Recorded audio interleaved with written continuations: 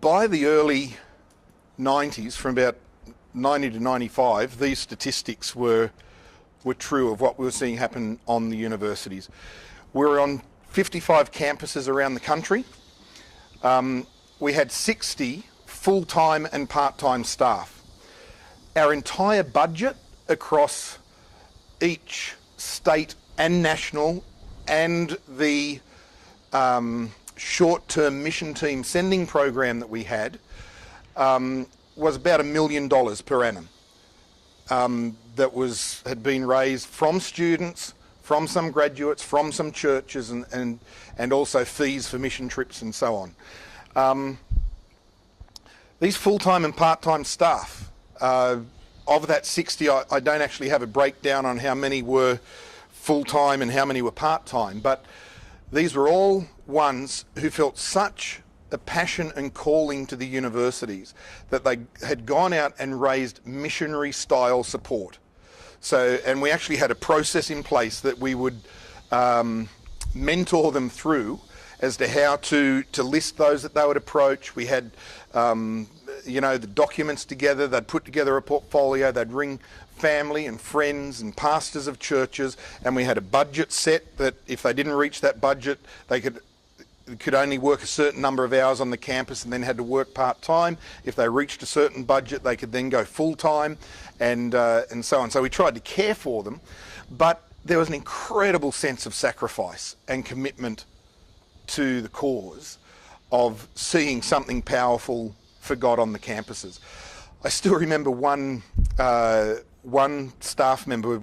We used to, once a week in Sydney, we'd hold for the staff, not necessarily the student leaders, but once a week we'd hold a staff meeting for all the Students for Christ staff. And one girl who was on part-time staff, this is a sense of sacrifice, in order to get to the staff meeting, had run out of money. She got off the train, but had run out of money to catch the bus. And so she got a stamp that she had in her purse. Bus trips cost a lot less in those days. Had a stamp in her purse, or a book of stamps or something like that. Went to one of the vendors at the train station and convinced them to buy the book of stamps off her so that she would have the money to get to the staff meeting. I remember in my initial years of pioneering Students for Christ in New South Wales, I was running part-time jobs. I was a teacher in one of the prep schools there for a couple of years.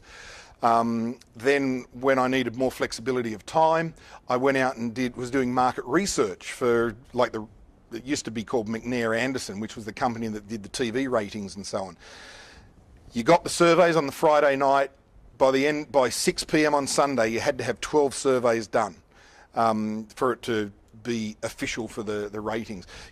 I had my area, it would literally just go door to door, knocking. I would have bruised knuckles at the end of every weekend, just trying to get enough money to part-time support myself as we planted this campus ministry. And I still remember the day that after I'd got my 12th, my knuckles hurting, I'd caught the bus home, was walking home, and I just sat in the gutter halfway home, just exhausted, and just pleaded with God and said, God, there's got to be another way. God, because I didn't even have a car at the time and was having to catch public transport to get across Sydney to all different universities, and we started to have it going down in Canberra, which is an overnight. So I was catching coach down overnight to get the group going down there and coach back the next day. And I was studying at Bible College at the same time, and they'd given me special permission to get the lectures on tape. You probably don't even know what a Walkman is. It sat on your hip and played a tape of the lectures, and I'd sit on the coach listening to the lectures and so on. And it got too much. It's probably a bit too dramatic to say collapsed into the gutter, but I certainly sat down and I wept. And I said, God, this is too hard. Can I please have a breakthrough with money? And I need a car. A few days later, I went to church, And a guy came up to me who knew, I mean, he knew I was in campus ministry and so on, and he was a friend, but I'd said nothing to him of my specific needs. He said, "Warren, do you need a car?" I said, "That'd really help." He said, "I've just got a new car through my work and God's told me to give you mine." Within days of that desperation, out of a sense of call and sacrificial commitment to it, produced miracle after miracle after miracle. And we had 60 people who were doing that adventure. Some had built it up to full-time staff, some kept it as part-time staff, some would staff for 1 year or for 2 years, almost like a gap year period before going into their profession. Others stuck with it for decades. But it was that commitment and that sense of sacrifice that produced the result through those staff. 55 campuses, 60 full-time and part-time staff, 2,000 students involved nationally in any 1 year across those campuses that we were on. Some campus groups were 8, 20, 30. Others were 300. How big was Melbourne and Monash University? A couple of hundred. Yeah, a couple of hundred. And because that fluctuated from year to year and so on. We assisted church movements in 13 other Asia Pacific countries to establish national Pentecostal campus ministry.